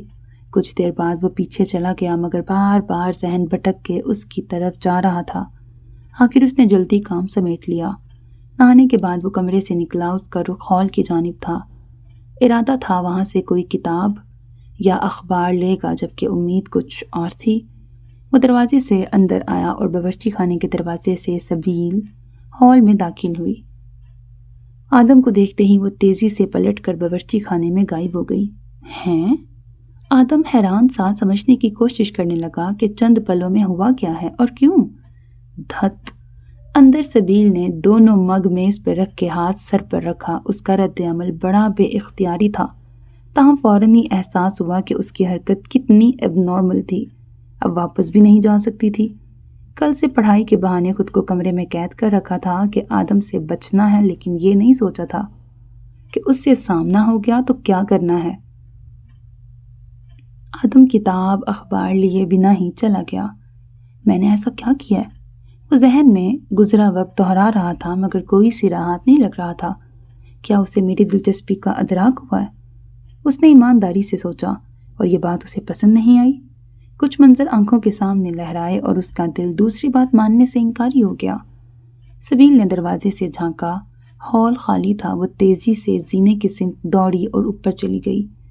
اسے خالی ہاتھ دیکھ کر صفا نے گھورا، تم کچھ لینے گئی تھی؟ سبیل کو یاد آیا، اس نے مگ میز پہ رکھ دیے تھے۔ تم نا اب ہفتہ بھر کتاب کو ہاتھ مت لگانا، صفا جل کے کہتی کھڑی ہوئی، ورنہ پورا دماغ چل جائے گا، میں لے آتی ہوں۔ وہ باہر نکل گئی۔ اف، سبیل آگے بڑھی اور پردے کی اوٹ سے نیچے دیکھا۔ آدم کے کمرے کا دروازہ کھلا تھا۔ اس نے لب کاٹے، کیا تھا جو میں دیکھ کے بھی نظر انداز کر کے اوپر آ جاتی؟ یہی تو کرنا تھا مجھے، کہ ریاکٹ نہیں کرنا تھا ہیروئن نہ بننے کے چکر میں۔ اسے ایک فلمی مثال یاد آئی، اس سے پہلے ہی ذہن نے لتاڑ دیا۔ اس وقت بھی فلمیں سوچنا ضروری ہے؟ وہ پلنگ پہ بیٹھ گئی۔ اس نے تب سے خود کو اپنے کمرے اور کھانے کے لیے باورچی خانے تک محدود کر لیا تھا اور کامیابی سے آدم سے بچی رہی تھی، مگر جیسے ہی وہ نظر آیا پھر غیر معمولی حرکت کر بیٹھی تھی۔ پڑھ پڑھ کے دماغ بھی واقعی خراب ہو گیا تھا۔ یہ بہانہ بنا کر ہی وہ باہر نہیں نکل رہی تھی اور اب صفا کسی بھی قیمت پر اس کے ساتھ کمرے سے نکلنے کو بے قرار تھی۔ لیکن وہ اس وقت ہال میں کیا کر رہے تھے؟ انہیں تو پیچھے ہونا چاہیے تھا۔ اس کے سامنے آنے کی دیر تھی تو ساری سوجھ بوجھ اور تیاری کہیں پیچھے رہ گئی۔ شش، اس نے سر ہلایا، تمہیں یہ سب نہیں سوچنا ہے، بالکل نہیں۔ صفا کافی کے مگ لیے واپس آئی، ایک مگ اسے تھمایا اور کھڑکی میں جا کے بیٹھ گئی۔ عصر کے بعد واک کو چلتے ہیں، اس نے پردہ ایک طرف کرتے ہوئے کہا۔ سبیل پلنگ پر پیچھے کھسک کے دیوار سے ٹک گئی۔ میں تھک گئی پڑھ پڑھ کے، اس نے انکار کیا۔ تم کب سے ٹانگوں سے پڑھنے لگی؟ اپنے سوال پر صفا خود ہی ہنسنے لگی۔ بقول تمہارے دماغ تو میرا گھٹنوں میں ہے، دماغ تمہارا بھی کھوپڑی میں ہے، بس ہڈ حرام ہو پڑھائی کے معاملے میں۔ سبیل نے سچ بیانی سے کام لیا۔ ہڈ حرام، کام چور یا آلسی کہہ دیں۔ اسے یہ لفظ بھی گرا گزرا سو منہ بنایا۔ اللہ کرے تمہیں کسی پرائمری اسکول میں بچوں کو اردو پڑھانے والی نوکری کرنی پڑے۔ سبیل نے دعا دی، اور وہ بچے تم سے بھی گئے گزرے ہوں، بددعائیں تو نہ دو۔ دعا کے اگلے حصے پہ وہ تڑپ اٹھی کہ اپنی حقیقت اس سے بہتر کون جانتا تھا۔ سبیل کے چہرے پر اسے جلانے والی مسکراہٹ پھیل گئی۔ عدن گھر پہنچ کر ان کا انتظار کرتی رہیں۔ جب پیغام بھیج کر پوچھا تو جواب ملا کہ آج بھی دیر ہوگی، آپ انتظار نہ کریں، سو جائیں۔ عشائیے پر بیگم عنایت جہاں کے ساتھ آج رشتان بھی موجود تھا۔ میز پر آنے سے پہلے انہوں نے انجان بن کے بیٹے سے پوچھا تھا، روما کی کوئی خبر؟ روما کا فون آف ہے، ہماری بات نہیں ہوئی۔ کسی فرینڈ سے بھی نہیں؟ لینا نے بتایا کہ بیل ہو گئی ہے، کار ڈیوائیڈر سے ٹکرائی تھی، کار زیادہ ڈیمیجڈ ہے۔ خوشحال کو بھی کافی چوٹیں آئی ہیں۔ روما سرپرائزنگلی ٹھیک ہے۔ ہم خوشحال کو ہاسپٹل میں وزٹ کرنے جانا چاہتے ہیں، جائیں؟ وہ آج ماں کی ہدایت پر کالج تو گیا تھا مگر کالج کے بعد سیدھا گھر۔ ساری شام کمرے میں اس نے دوستوں کے ساتھ گیم کھیلتے گزاری تھی جو کچھ دیر قبل واپس گئے تھے۔ 2 دن سے اس کا کمرہ اسی جگہ کا منظر پیش کر رہا تھا، جہاں اس کی شامیں گزرتی تھیں۔ ضرور جائیں۔ اور روما؟ اسٹرینجلی اسے کوئی اسکالرشپ ملی ہے اور وہ فردر اسٹڈیز کے لیے اسکاٹ لینڈ جا رہی ہے۔ اوبویسلی یہ کیس وائنڈ اپ ہونے کے بعد انہیں یہی سننا تھا۔ آپ پلیز کچھ دن مزید کالج اور گھر کے علاوہ کہیں نہ جائیں۔ اسپرنگ ولیج جا سکتے ہیں اور ہاسپٹل بی صدیقی کے ساتھ جائیں۔ بٹ مما، پلیز مما کی جان، یہ ان کا آخری ہتھیار ہوتا تھا۔ وہ اس عاجزی اور محبت سے کہتی تھیں کہ رشی ہر دفعہ مان جاتا تھا۔ وہ اپنی نسل اور عمر کے جوانوں کی طرح تھا، لاؤبالی، لاپرواہ، آزادی اور موج مستی کا رسیا، مگر اس میں ماں والی ضد اور ہر درمی نہیں تھی۔ کھانے کے دوران عدن نے اگلے دن عنایت جہاں کے دیور کی شادی کی تقریب کا ذکر چھیڑا تھا کہ دعوت نامہ سب کے لیے تھا اور رشتہ داری بھی تھی۔ ہم چلیں گے، رشی تیار تھا۔ آپ، عثمان اور رشی جائیں، ہم تحفہ بھجوا دیں گے۔ عنایت جہاں نے جواب دیا، ماضی بعید، ادھر دیکھو۔ سہیلی نے اسے کوہنی مار کے متوجہ کیا۔ کدھر؟ گیٹ کے سامنے۔ سہیلی کے بتائے مقام پر دیکھتے ہی اس نے گہرا سانس لیا۔ یار وہ کتنا ہینڈسم اور امیر ہے، تمہیں کیوں اچھا نہیں لگتا؟ وہ اسے دوسری بار دیکھ رہی تھی اور شدید متاثر تھی۔ تمہیں کس نے کہہ دیا وہ امیر ہے؟ اس نے ایک نظر اس پہ ڈال کے سہیلی کو گھورا۔ وہ کسی امیر کار ڈرائیور بھی ہو سکتا ہے۔ ایک لگژری کار چلانے کا مطلب یہ نہیں کہ مالک بھی چلانے والا ہی ہو۔ اس نے نخوت سے کہا، اس کے انداز ہی شاہانہ ہے بھئی، اسے لوفرانہ انداز کہتے ہیں۔ وہ دوسری بار اس سے راستے میں ٹکرایا تھا جب وہ اپنی سہیلیوں کے ساتھ تھی۔ وہ اس وقت اپنے دوست کے ساتھ تھا۔ السلام علیکم، کیسی ہیں آپ؟ اس نے یوں بے تکلفی سے اسے دیکھتے ہی کہا کہ وہ اپنی حیرت پر قابو نہیں رکھ سکی تھی، تاہم زبان پر کسی طرح کر لیا تھا۔ وہ بھی اس کے ساتھ نظر آ رہے سہیلیوں کے جمگٹے کی وجہ سے تہذیب کے دائرے میں تھا، اور اس نے بھی اسی وجہ سے الجھنے کے بجائے وعلیکم السلام ٹھیک کہہ کے آگے بڑھ جانا مناسب سمجھا تھا۔ تاہم رازدار سہیلی کو بعد میں بتانا پڑا تھا۔ وہ قریب آیا نہ آواز دی۔ وہ دونوں معمول کی طرح بس اسٹاپ تک جا رہی تھیں۔ کالج کے سامنے پارکنگ کی جگہ نہیں تھی، لہٰذا ڈرائیور بس اسٹاپ کے پاس کار روکتا تھا اور اسے آج بھی تاخیر ہو گئی تھی۔ وہ وہاں پہنچ کر رک گئی۔ اس نے یوں ہی ہلکی سی گردن موڑ کے ادھر دیکھا جہاں وہ دکھائی دیا تھا۔ السلام علیکم، کیسی ہیں آپ؟ پیچھے سے اس کی آواز آئی۔ آپ ہمارا پیچھا کیوں کر رہے ہیں؟ وہ غصے سے پلٹی۔ ہم اسے دوستی کی کوشش کہتے ہیں، اس نے سمجھانے والے انداز میں کہا۔ ہیلو، اس نے سہیلی کو دوستانہ انداز میں ہاتھ ہلا کے مخاطب کیا۔ جواباً اس نے بھی ہاتھ ہلایا تھا۔ کالج کا ایڈریس تم نے بتایا؟ اس نے سہیلی کو مشکوک نظروں سے دیکھا۔ ارے، اس نے تعجب سے نک چڑی مگر خوبصورت سکھی کو دیکھا۔ میں کب بتاؤں گی ایڈریس؟ اس دن تمہارے ساتھ پہلی بار ملی اور میں تو جانتی بھی نہیں انہیں۔ وہ اس کا ہاتھ پکڑے رکشہ اسٹاپ کی سمت چل پڑی۔ وہ سڑک عبور کر کے ان کے پاس پہنچا۔ ہم پیدل پیچھا کریں یا کار سے؟ وہ ان کے برابر آنے کے بجائے 2 قدم پیچھے ہی چل رہا تھا۔ شرارتی لہجے میں ہوئے اس معصوم سوال پر وہ اور جل بھن گئی۔ آپ پیچھا کرے نہیں، پیچھا چھوڑیں ہمارا۔ اس نے قدموں کی رفتار بڑھائی۔ اب اس التجا کے لیے دیر ہو چکی ہے۔ التجا؟ وہ رک کے جھٹکے سے پلٹی۔ ہم التجا نہیں کرتے۔ اس کا حسین چہرہ سرخ تھا اور گردن تن گئی تھی۔ اس نے بڑے تفاخر سے اس کی آنکھوں میں دیکھا۔ اس کے یہی انداز تو خاص تھے۔ وہ سینے پہ ہاتھ رکھ کے اس کی آنکھوں میں دیکھتے ہوئے گنگنایا، پھر نہ کیجیے گا میری گستاخ نگاہی کا گلہ۔ دیکھیے، آپ نے پھر پیار سے دیکھا مجھ کو۔ اس نے جھٹ نگاہیں بدلیں اور لب سکیڑ لیے۔ اسی لیے تو آپ ہمیں اچھی لگی ہیں۔ وہ یوں سر ہلاتے ہوئے مسکرایا گویا جھوم رہا ہو۔ لیکن آپ ہمیں زہر لگے ہیں۔ وہ واپس مڑ کے تیزی سے آگے بڑھی۔ ہم خوش ہیں کہ کچھ تو لگے ہیں۔ سہیلی نے اپنی مسکراہٹ چھپانے کے لیے ہونٹ دانتوں میں دبایا۔ پہلی بار کوئی اسے اس کی ٹکر کے جواب دے رہا تھا، ورنہ کالج کے سارے لڑکے اس کے 2 ٹوک انداز کی وجہ سے دور بھاگتے تھے۔ ویسے یہ پیچھا ابھی ختم ہو سکتا ہے۔ وہ رکا کہ شاید وہ پوچھ ہی لے کیسے، مگر وہ ہنوز آگے بڑھتی رہی۔ ہم آپ کو گاڑی سے گھر ڈراپ کر دیتے ہیں۔ اس کا جملہ مکمل ہوتے ہی وہ پھر جھٹکے سے پلٹی۔ آپ کو لگتا ہے آپ ہمیں گاڑی اور اس میں لفٹ سے امپریس کر لیں گے؟ بالکل نہیں، ہم جانتے ہیں آپ کو امپریس کرنے والی چیز صرف یہ ناچیز ہے۔ اس نے ایک پیر پیچھے کرتے ہوئے ہاتھ موڑ کر جھکتے ہوئے شاہوں والا تعظیمی انداز اپنایا اور سونے پر سہاگا اس کا تبسم تھا۔ سہیلی نے سوچا، یہ کتنے دن اس دلکش مسکراہٹ اور ہینڈسم بندے کو نظر انداز کر سکے گی؟ وہ صنف مخالف کو گھاس نہیں ڈالتی تھی۔ اس سے متاثر ہونے والوں اور اس پر فریفتہ ہونے والوں کی کمی نہیں تھی کہ وہ خوبصورت تھی۔ اس پر متضاد اس کی بے نیازی اور اعتماد اچھے اچھوں کو متاثر کرتا تھا، مگر وہ پہلے قدم پر ہی سب کے حوصلے بری طرح توڑ کے رکھ دینا بھی اس کی عادت تھی۔ اس کے خواب اور ارادے عشق عاشقی اور محبوب سے کہیں آگے کے تھے، مگر یہ بھی پہلی بار تھا کہ کوئی پاس نہیں آ رہا تھا۔ اتنا ہی نہیں، وہ حسن، انداز، اعتماد اور مزاج میں بھی اس کا ہم پلہ تھا۔ صفا کے لاکھ اصرار کے بعد بھی وہ چہل قدمی کے لیے نہیں گئی۔ فجر کے بعد اسے چلنے کو کہا تو صفا نے صفا چٹ جواب دے دیا کہ نیند آ رہی ہے، بڑی اچھی، جسے قربان کرنا گناہ ہوگا۔ اس نے سونے کی کوشش کی مگر اسے نیند نہیں آ رہی تھی۔ چونکہ یوں اتنی دیر کمرے میں بند رہنے کی عادت نہیں تھی، اس لیے اب اس کا دل باہر جانے کو مچل رہا تھا۔ اس نے اٹھ کے دریچے سے باہر دیکھا، آدم کا کمرہ بند تھا۔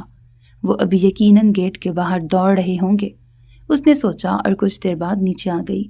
اگلے حصے کی بجائے وہ سیدھا پیچھے آئی تھی۔ آدم نے واپس آ کر کمرے میں جانا تھا، اس لیے آگے اس سے ٹکرانے کی امید تھی۔ کافی جھاڑیاں صاف ہو چکی تھیں۔ ایک طرف سلیقے سے لگے کئی جھاڑیوں کے دو الگ الگ ڈھیر کو اس نے ستائشی انداز میں دیکھا تھا۔ اتنی محنت! سورج طلوع نہیں ہوا تھا مگر اندھیرا دم توڑ چکا تھا۔ اسے یہ وقت بہت پسند تھا۔ دبے پاؤں جھانکتے اجالے اور تنہائی کے امتزاج کا لطف وہی سمجھ سکتا ہے جس نے اس امتزاج کا تجربہ کیا ہو۔ کچھ دیر ٹہلنے کے بعد وہ بھی اس خوبصورت وقت کو محسوس کرتے ہوئے حوض کی منڈیر پہ بیٹھ گئی۔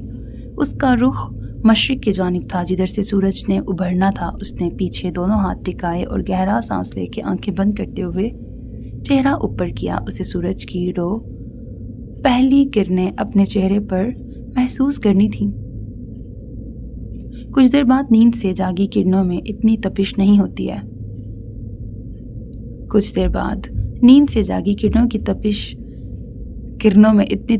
ہوتی ہے۔ جتنی اسے چہرے پر محسوس ہوئی۔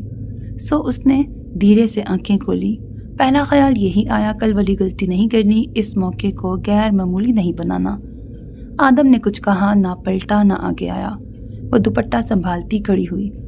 اب اس ملاقات کو معمولی کیسے رکھا جائے؟ اس کا دماغ دوڑ رہا تھا۔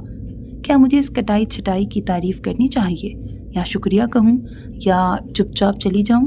ابھی 2 قدم اٹھائے تھے کہ آدم نے اس کا راستہ روکا۔ بے اختیار اس نے سر اٹھا کے دیکھا۔ آپ مجھ سے ناراض ہیں؟ آدم کا سوال سادہ تھا۔ نہیں تو میں کیوں ناراض ہوں گی بھلا؟ ایسی تو کوئی بات نہیں۔ راستہ چھوڑیں، آپ کون جس سے میں ناراض ہوں گی؟ ہاں غصہ ہوں میں مگر اپنے آپ سے۔ اس نے سوچا مگر زبان بند رہی۔ مجھ سے کوئی غلطی ہوئی ہے؟ وہ اس کی گہری بڑی بڑی سیاہ آنکھیں پڑھنے کی کوشش کر رہا تھا۔ آپ کو ایسا کیوں لگا؟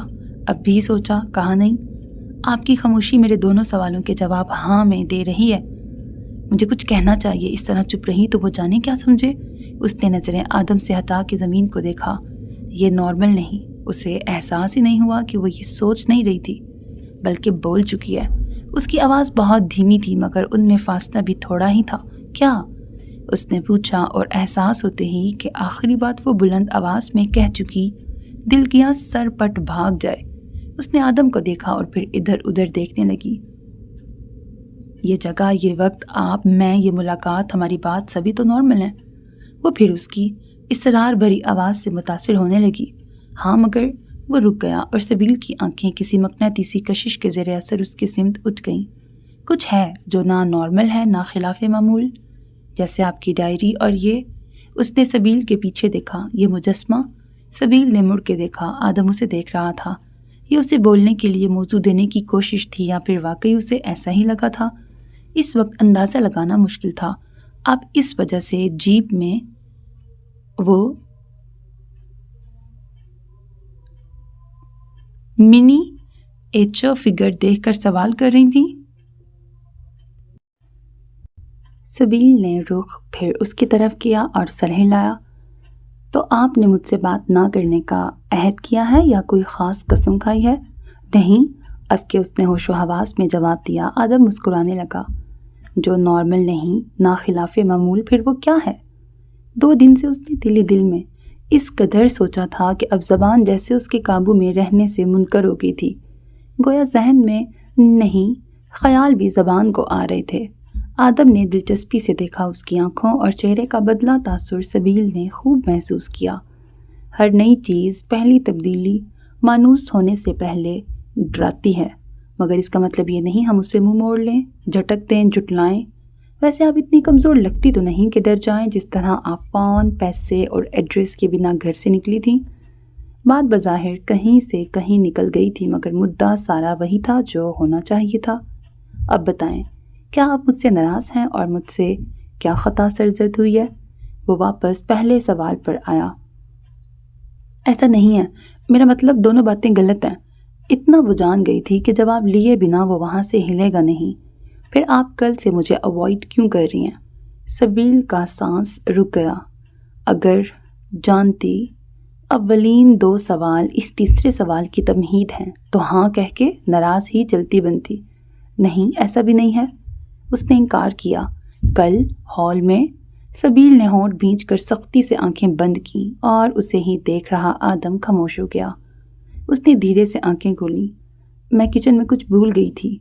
اب وہ اعتماد ہوا ہو گیا تھا جو اسے آدم کی آنکھوں میں دیکھنے کی ہمت دے رہا تھا۔ آدم چپ رہا۔ سبیل کو احساس ہوا وہ پھر سرخ ہو رہی ہے اور اس کی پلکوں کو بھی قرار نہیں ہے۔ آج آدم کے لیے اس کے لباس کا رنگ نہیں بلکہ ایک نیا رنگ پسندیدگی کی فہرست میں درج ہوا تھا۔ ایک رنگ جو وہی دیکھ رہا تھا، وہی دیکھ سکتا تھا۔ اس جگہ، اس وقت، سبیل، آدم کی ملاقات اور بات پر چڑھا رنگ۔ یہ رنگ دنیا کے کلر اسپیکٹرم میں نہیں تھا، یہ بس ان کا رنگ تھا، ان کے لیے تھا۔ کرنوں کے سنہری پن، آنکھوں کی سیاہی، رخساروں کی سرخی اور سبیل پر پڑ رہے آدم کے سائے کے امتزاج سے بنا یہ رنگ یکتا تھا۔ گزشتہ دن گوندھی گئی چٹیا سے نکل کر گردن اور چہرے پہ جھول رہے بال ایک تیز ہوا کے جھونکے سے آگے کی طرف اڑنے لگے۔ انہیں ہاتھوں سے سمیٹتے ہوئے نظر آدم پر پڑی اور اس کا دل پھر ایک نئے احساس سے بڑھنے لگا کہ یہ سب کچھ صرف اس پر نہیں گزر رہا تھا۔ نئے ادراک، احساسات اور ان کی حیرانی صرف اس کے حصے میں نہیں تھی بلکہ وہ بھی اس ایڈونچر میں برابر کا شریک تھا۔ صفا کی آواز آئی اور دونوں ہوش میں آئے۔ سبیل نے دوڑ لگائی جبکہ وہ وہیں جمع رہا تھا۔ اپنے مہماتی مزاج اور ایک التجا کے بعد وہ چند دن کے لیے ایک دلچسپ مہم پر نکلا تھا کہ ممبئی سے دور جانا اس کی بھی مجبوری تھی۔ اوک ہاؤس پہنچ کر اس نے سوچا تھا یہ کام ختم ہوا، مزید چند دن اور پھر وہ ممبئی لوٹ جائے گا اور باقی معاملات ممبئی پہنچ کے دیکھ لے گا۔ مگر یہ اس کی زندگی کا سب سے اہم پڑاؤ ثابت ہوا تھا جہاں سے وہ چند دن میں ہرگز واپس نہیں جانا چاہتا تھا، اور اکیلا تو بالکل نہیں۔ تمیز الدین بازار جا رہے تھے اور انہوں نے خود ہی اسے ساتھ چلنے کی دعوت بھی دے دی۔ سبیل کی خود ساختہ قید ختم ہو گئی تھی مگر وہ اب بھی اس کے سامنے جانے سے گریز کر رہی تھی۔ وہ بڑی دیر تک اس کی کہی باتیں سوچتی رہی تھی۔ ویسے بھی تب سے اپنے احساس اور حال سے زیادہ آدم کے تاثرات اور نگاہیں دل و دماغ پر حاوی تھیں۔ آج ہم میر انیس کا مرثیہ اور غالب کے اشعار پڑھیں گے۔ اس نے صبح صبح ہی صفا کا دن، دماغ، دل سب خراب کیا۔ چونکہ علم تھا وہ تمیز الدین کے ساتھ گیا ہے، اس لیے وہ صفا کے ساتھ احاطے میں تھی۔ تمہیں شاپنگ کے لیے جانا تھا نا؟ صفا نے موضوع بدلا۔ مجھے نہیں جانا تھا، تم لالچ دے رہی تھیں تاکہ میں باہر جانے کا خیال چھوڑ دوں۔ اسے یاد تھا، تو ہم کہتے ہیں نا دادی سے، اب تو ڈرائیور بھی موجود ہے۔ اسے جیپ دیکھ کر ہی یہ خیال آیا تھا۔ ابھی وقت نہیں ہے، پیپرز کے بعد جائیں گے۔ اب اسے ایک وقت میں آدم اور صفا کے ساتھ ہونے سے ڈر لگ رہا تھا۔ وہ ایسی صورتحال پیدا نہیں کر سکتی تھی جس میں صفا کو اس کا راز پانے میں وقت نہیں لگنا تھا۔ ہاں تو پیپرز کے لیے جوڑے ہی خرید لیں گے۔ تم سلیبس مکمل کرو تو ہر پیپر کے لیے نیا سوٹ پکا۔ دونوں پکی تھیں۔ تمیز الدین نے بازار سے سبزیاں، پھل اور گوشت لیا تھا۔ اپنی دوائیاں لینے کے لیے انہوں نے فارمیسی کے آگے رکنے کو کہا۔ آدم نے اسکوٹر روک دی۔ قریب ہی چھوٹا سا ہوٹل تھا۔ ہم چائے پی کر آگے چلیں؟ گھر جا کے پی لیں گے، تمیز الدین نے کہا۔ مجھے ابھی طلب ہو رہی ہے، اس نے عاجزی سے اصرار کیا۔ میں دوائی لیتا ہوں، تم پی لو تب تک۔ وہ جیب سے دوائیوں کا نسخہ نکالتے ہوئے بولے۔ آپ اندر بیٹھیں اور 2 چائے کا آرڈر دیں، دوائیاں میں لے آتا ہوں۔ اتنی سیڑھیاں چڑھنا آسان نہیں۔ اس نے فارمیسی تک جاتی اونچی سیڑھیوں کی سمت اشارہ کیا۔ انہیں نیم رضامند دیکھ کر وہ سامان سے بھری تھیلیاں اٹھا کے ہوٹل کی طرف بڑھ گیا۔ تمیز الدین بھی چاروں ناچار اس کے پیچھے ہو لیے۔ اندر اس نے ایک بینچ پر تھیلیاں رکھیں۔ تمیز الدین وہاں آ کے بیٹھ گئے۔ آدم نے کام کر رہے بچے کو سیٹی بجا کے متوجہ کیا۔ 2 چائے باس؟ اس نے تمیز الدین کے ہاتھ سے نسخہ لیا۔ ساری دوائیاں لینی ہیں؟ نہیں، یہ اوپر والی 2۔ انہوں نے شرٹ کی اوپری جیب سے 500 کا نوٹ اسے تھمایا۔ آدم انہیں ابھی آیا کہہ کر چلا گیا۔ چھوٹی سی فارمیسی میں کوئی گاہک نہیں تھا۔ اس نے پرچی پر لکھی 2 دوائیاں مانگی اور جیب سے فون نکالا۔ پھر مایوسی سے دوسری طرف کھڑے بندے کو دیکھا۔ میرا فون بس بند ہونے کو ہے، بیٹری ڈسچارج۔ ایک اور دوا چاہیے تھی جس کا نام بھول گیا ہوں، پوچھنا پڑے گا۔ یہ کوئی ایسی انوکھی بات نہ تھی۔ اس آدمی نے اپنا فون ان لاک کر کے اس کے سامنے رکھ دیا۔ شکریہ۔ اس نے اپنا فون جیب میں رکھا اور نمبر لکھ کر کال ملائی۔ ہیلو؟ دوسری جانب سے آواز آئی۔ میں فارمیسی میں ہوں، بابا کا فون نہیں لگ رہا۔ انہوں نے میسج کا جواب نہیں دیا۔ کون سی میڈیسن لینی ہے؟ دوسری جانب اسے آواز سے ہی پہچان لیا گیا تھا اور ایک اطمینان بھرے سانس کے بعد اسے بری خبر سنائی گئی جس کے لیے آدم تیار نہیں تھا، مگر اس نے خود پر قابو رکھا۔ میرا فون کام نہیں کر رہا ہے، یہ فارماسسٹ سے بورو کیا ہے۔ نام جانے بنا کیسے لوں؟ نہیں، میں خود ہی کوئی لے لیتا ہوں یہیں سے۔ نہیں، میں کروں گا۔ چند پل دوسری جانب کی بات سن کے اس نے کال منقطع کر دی۔ Thank you. Dialled number call log سے حذف کر کے اس نے فون لوٹا دیا۔ ان 2 دوائیوں کے علاوہ ایک ایناسڈ خرید کر وہ بغل والے چائے خانے میں واپس آ گیا۔ اگر تمیز الدین نے غور کیا ہوتا تو اس کی اتری صورت پر استفسار ضرور کرتے۔ ادر نے صبح ہی میر عثمان سے پوچھ لیا تھا اور چونکہ اس تقریب میں شرکت ضروری تھی اس لیے وہ شرکت سے منع نہیں کر سکے تھے، تاہم انہیں دیر ہو سکتی ہے کا اندیہ ضرور دیا تھا۔ ادن شام ہی دفتر سے نکل گئی تھی۔ شادی کے بعد ایسے موقعوں پر اپنے گھر، اپنی خوابگاہ کے کمفرٹ میں ماہرین اور پروفیشنلز کی مدد لینا اب انہوں نے ترک کر دیا تھا، ورنہ کبھی ایسے موقعوں پر ان کا کمرہ سٹائلسٹ، میک اپ آرٹسٹ اور ان کے معاونین سے بھرا رہتا تھا۔ میر عثمان بھی دفتر سے نکل چکے تھے، مگر ان کا رخ کوٹی خیاباں کے سمت تھا، نہ سپرنگ ویلج کی طرف۔ شہر کے مضافات میں قدرے خالی سڑک پر وہ پیچھے سیاہ ہیلمٹ بردار موٹر سائیکل سوار کو دیکھ رہے تھے جس کے پیچھے بھی 2 کاریں تھیں۔ ان کی کار سڑک کے بائیں جانب فٹ پاتھ کے قریب سے چل رہی تھی۔ آگے ٹریفک سگنل تھا۔ انہوں نے اس پر نظر آ رہے سب ٹائمر کو دیکھا اور اشارہ کیا۔ ڈرائیور نے رفتار کم کر دی تاکہ ان کے قریب پہنچنے تک سگنل سرخ ہو جائے۔ وہ اتنی دیر سے اسی موقع کے منتظر تھے کہ جب سگنل پر رکے تو پیچھے زیادہ بھیڑ نہ ہو۔ کار سگنل پر رکی اور ایک پل ضائع کیے بنا وہ دروازہ کھول کر باہر نکلے۔ ان کا رخ بائک کی طرف تھا۔ بائک سوار نے انہیں دیکھا اور ان کا ارادہ بھانپ کر دائیں طرف سے نکلنا چاہا کہ عقب سے کار نے آ کر راستہ بند کر دیا۔ اس نے پیچھے دیکھا جہاں دوسری کار راستہ روکے تھی۔ اسے سمجھنے میں دیر نہیں لگی کہ اسے دانہ ڈال کے یہاں لایا گیا تھا۔ اس نے وہاں سے نکلنے کی مزید کوشش نہیں کی۔ میر عثمان اس کے پاس پہنچ کے رکے تو اس نے بائک بند کر کے ہیلمٹ اتار دیا۔ وہ دوپہر کے کھانے پر نیچے نہیں گئی تھی۔ سب کے فارغ ہونے کے بعد ان دونوں نے کھانا کھایا۔ نسیم بانو کی طبیعت کچھ ٹھیک نہیں تھی، لہٰذا انہیں آرام کرنے کا کہہ کر رات کے کھانے کی ذمہ داری دونوں نے اپنے سر لے لی تھی، اور صفا کو بہانہ مل گیا کہ شام میں زیادہ کام ہے اس لیے دوپہر میں انہیں آرام کرنا چاہیے۔ اس نے بھی اس کی بات مان کر کتابوں کو ہاتھ نہیں لگایا۔ شام تک نسیم بانو کو بخار آ گیا۔ انہیں چائے کے ساتھ دوا دینے کے بعد صفا نے پکانا شروع کیا۔ اسے دلچسپی تھی نہ کبھی نسیم بانو سے سختی یا اصرار کیا تھا کہ اسے پکانا چاہیے۔ اب بھی وہ کرسی سنبھالے بیٹھی گپیں لگا رہی تھی۔ ہمیں دادی کو ڈاکٹر کے پاس لے جانا چاہیے۔ اس کے کارنامے کے بعد سے وہ اسے زیادہ ہی تھکی اور عمر رسیدہ محسوس ہونے لگی تھی۔ اس وقت بھی ان کا مزمحل اور نڈھال وجود دیکھ کر اس کا دل سہم گیا تھا۔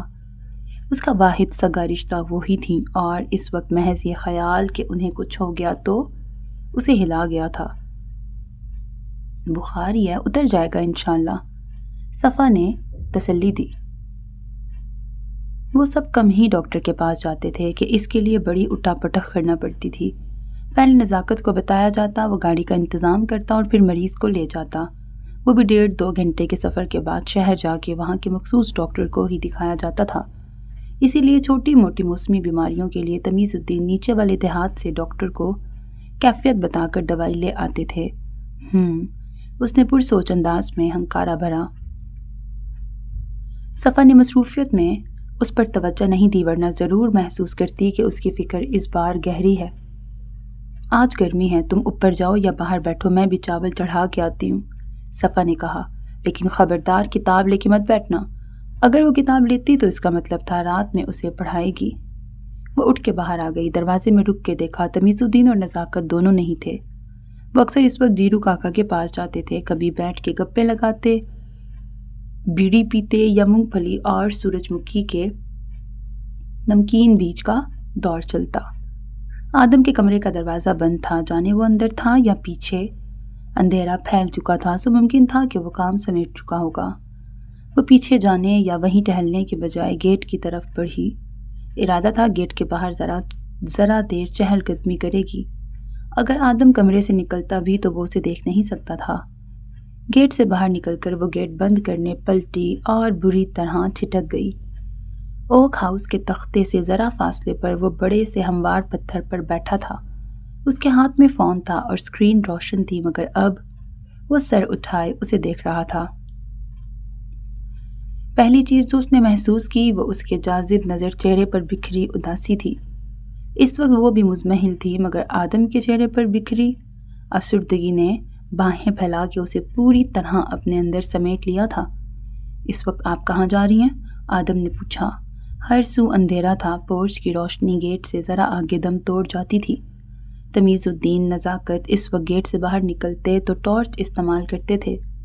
آدم کے فون کی اسکرین تاریک ہوئی اور اس کا چہرہ بھی اتنا روشن نہیں رہا تھا، مگر وہ چونکہ اب بھی گیٹ پہ ہاتھ رکھ کے کھڑی تھی، سو اجالے میں تھی۔ کہیں نہیں یوں ہی ذرا واک کرنے نکلی تھی؟ اندر کیا کریں، یہاں اندھیرے میں چلنا سیف نہیں۔ وہ سنجیدہ تھا اور اس کی اصرار بھری آواز اس متانت نے مزید پرکشش کرتی تھی۔ اب وہ کیا کہتی کہ وہ اس سے بچنے کے لیے احتیاطاً باہر آئی تھی۔ آپ کیوں یہاں بیٹھے ہیں؟ آپ بھی اندر بیٹھتے۔ ظاہر ہے اندھیرا اس کے لیے ہی نہیں سب کے لیے غیر محفوظ تھا۔ یہ اس نے جیسے کو تیسا کے تحت نہیں کہا تھا، پھر بھی وہ مسکرایا تھا۔ میرے پاس ٹارچ ہے۔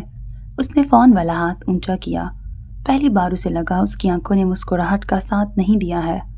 آدم توقع کر رہا تھا وہ گیٹ کھول کر اندر چلی جائے گی، مگر جب وہ یوں ہی کھڑی رہی تو وہ کھڑا ہو گیا۔ چلیں اندر واک کیجیے۔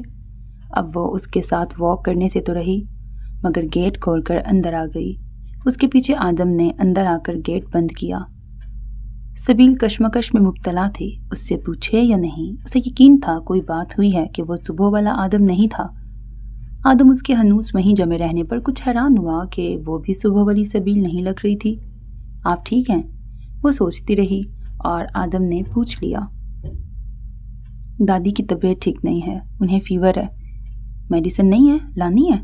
نہیں، ضروری میڈیسنز ہوتی ہیں گھر میں، انہیں دے دی ہیں، وہ بہتر ہو جائیں گی، آپ واک کیجئے۔ وہ اسے کہہ کر اپنے کمرے کی سمت بڑھا۔ آپ ٹھیک ہیں؟ اکب سے اس کی دھیمی آواز ابھری۔ آدم فوراً پلٹا۔ اس کی زندگی میں ایسے مواقع انگلی پر گنے جا سکتے تھے جب کسی نے اس کا چہرہ پڑھ لیا ہو۔ نہیں، سبیل سے زیادہ وہ خود اپنی صاف گوئی پر ششتر تھا۔ کیوں؟ کسی خود کار میکانزم کی طرح اس کی زبان پھسل رہی تھی۔ میں کسی کو بہت مس کر رہا ہوں۔ سبیل درد سے مانوس تھی، مگر پہلی بار دل کو جو چوٹ لگی وہ تیز لہر کی طرح سارے وجود میں یوں پھیلی کہ یہ درد سب سے منفرد اور نیا لگا۔ اس کا کسی کے لیے اتنا اداس ہونا، کسی کو اتنا یاد کرنا ذرا اچھا نہیں لگا۔ اپنی خود غرض سوچ پر وہ بھی حیران تھی۔ آپ جلد ان کے ساتھ ہوں گے، نزاکت جلد ٹھیک ہو جائے گا۔ اب کے سبیل نے اپنی دنیا داری سے خود کو مزید حیران کیا تھا۔ وہ مشکل میں ہیں۔ آدم نہیں جانتا تھا کہ وہ اسے اتنا سچ کیوں بول رہا ہے۔ میں دعا کروں گی ان کی ہر مشکل دور ہو جائے۔ اسے جتنی بری اداسی کی وجہ لگی تھی اتنی ہی وہ اس چہرے کی اداسی بھی دور کرنا چاہ رہی تھی۔ Thank you. وہ اس خلوص اور سادگی پر مسکرایا، لیکن نہیں، یہ تبسم اس لیے مچلا تھا کہ اس نے ان جملوں اور اس کے تاثر میں کچھ کام کا بھی پا لیا تھا۔ اب بات کرنے کو کچھ تھا نہیں۔ سبیل نے مڑ کے پورچ کا رخ کیا۔ دعا کرتے ہوئے اتنا یاد رکھیں۔ آدم رکا اور اس کا مقصد پورا ہوا۔ وہ دوبارہ پلٹ کے اسے دیکھ رہی تھی۔ آدم 2 قدم آگے آیا۔ میں جنہیں مس کر رہا ہوں وہ خاتون نہیں اور مجھ سے کافی بڑے ہیں۔ اسے انتہا آنکھوں کی بجھی جوت اتنی بری لگی تھی کہ فوراً وضاحت ضروری تھی۔ سبیل کے دل کی تازہ چوٹ اچانک میٹھے سے درد میں ڈھل کر سارے وجود میں پھیل گئی۔ وہ کیا کہتی؟ اس کا چہرہ گنگنا رہا تھا۔ آدم نظر ہٹاتا ہی نہیں اگر اس کی چھٹی حس اسے ہال میں کسی ہیولے کی موجودگی سے خبردار نہ کرتی۔ صفا دروازے تک پہنچتی اس سے پہلے ہی وہ اپنے کمرے کی جانب چل پڑا۔ صفا نے باہر آ کر اسے آواز دی۔ تب تک سبیل وہیں جمی سوچ رہی تھی، ہم نے کتنی مسافت طے کر لی۔ ایک بار پھر رات سب کے سو جانے کے بعد اس نے وہ فون نکال کر ایک اور پیغام لکھا۔ یہ پیغام پچھلے نمبر کے لیے نہیں تھا۔ اس نے ایک نیا فون نمبر لکھا تھا۔ جو بھی پروگریس ہو مجھے اس نمبر پر SMS کرو۔ اس نے انگریزی میں مختصراً لکھا تھا، اوکے۔ اس بار فوری جواب مل گیا تھا۔ دروازے پر دستک سے پہلے انہیں دوسری طرف ہلچل محسوس ہو گئی تھی۔ یس؟ کچھ حیرانی سے انہوں نے اندر آنے کی اجازت دی کہ اس طرح کوئی ملازم اوپر آتا تھا نہ میر عثمان۔ پہلی بار انہوں نے اپنی خوابگاہ کا دروازہ اس شور سے کھلتے دیکھا۔ رشی کو دیکھ کر وہ حیران ہوئی۔ ہم یہ پوچھنے آئے تھے کہ کیا ہم جائیں؟ رشی نے آنے کا مقصد بتایا۔ کہاں؟ ماموں آئے نہیں ہیں اور آپ انہی کے ساتھ جائیں گی جبکہ ہم جلد جانا چاہتے ہیں۔ بیگم عنایت جہاں نے ان تینوں کو ایک ساتھ جانے کو کہا تھا کہ ایسے موقعوں پر خاندان کا ساتھ نظر آنا اہم ہوتا ہے۔ وہ اس وقت گھر میں موجود نہیں تھیں، اس لیے رشتاند ان کے پاس آیا تھا۔ ادر نے آج تک عنایت جہاں کی بات سے اختلاف نہیں کیا تھا۔ اس وقت بھی فوری فیصلہ کر سکیں نہ رشی کو جواب دے سکیں۔ ایکچولی ہماری +1 کو رائل شادی دیکھنے کا کریز ہے اور وہ ایونٹ کا 1 منٹ بھی مس نہیں کرنا چاہتی۔ انہیں خاموش دیکھ کر اس نے اصل بات بتائی۔ آہا! عدن آنکھیں پھیلا کے معنی خیز انداز میں مسکرائیں۔ وہ ہنس دیا۔ آج اس کا حلیہ بھی شریف امیروں والا تھا۔ آپ کال کیجئے گا پہنچ کر پھر ہم آپ اور ماموں کے ساتھ ہوں گے۔ بس مما سے مت کہیے گا۔ اس نے مسکین صورت بنائی۔ اسے کہاں علم تھا اس کی مما سے یہ کبھی مخفی نہیں رہ سکتا تھا۔ جی آخر ہمیں بھی تو آپ کی +1 سے ملنا ہے، عدن نے شوخی سے کہا۔ Just +1، nothing serious. اس نے ہاتھ اٹھا کے آگاہ کیا۔ تو ہم کہاں کچھ کہہ رہے ہیں؟ عدن ہنسی۔ جائیں؟ انہوں نے اسے جانے کا اشارہ کیا۔ وہ ان سے پہلے وہاں پہنچنا طے کر چکا تھا۔ Thank you. وہ فوراً اسی شور کے ساتھ زینے اتر گیا۔ وہ اپنی تیاری مکمل کر کے ان کا انتظار کر رہی تھیں جنہوں نے ایک بار پھر مصروفیت کا پیغام بھیجا تھا مگر یقین دلایا تھا کہ وہ وقت پر پہنچ جائیں گے۔ So میرے عزیز listeners, this was the end of episode 5 of the novel ah Neem Kash by Asia Raees Khan. Channel کو سبسکرائب کرنا، ویڈیو کو لائک کرنا ہرگز نہ بھولیے گا because that's how you can encourage me۔ اللہ حافظ۔